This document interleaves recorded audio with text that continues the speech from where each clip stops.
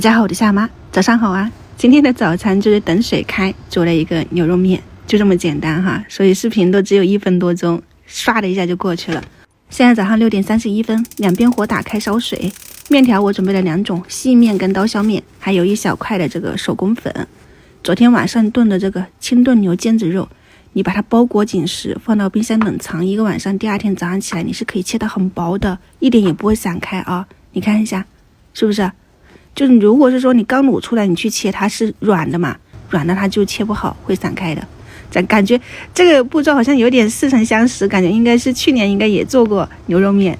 然后这边的牛肉汤加热以后，切上1点白萝卜片，尽量切薄，加点盐调一下味道，这个汤底就搞定了。然后这边水也烧开了，把这个面条放进去煮熟。如果你有时间或者是手还可以的话呢，你就自己去做那个手拉面，吃起来更劲道。机器压出来的面条没有手工做出来的好吃，你可以参考一下我前段时间做的那个新疆拉面的拉条子，我觉得真的很好吃的，稍微参考一下。放上牛肉原汤，再加上1点自己做的这个油泼辣子，切好的薄的牛肉片，想吃多少加多少。你看这不早餐就搞定了吗？真的很快速简单。昨天卤这个牛肉就是第一是他们打球嘛，消耗能量大，我会备一点，然后早餐起来超级快速方便的，有刀削面，有细面，然后还有这个河粉。早上就这样了啊，拜拜。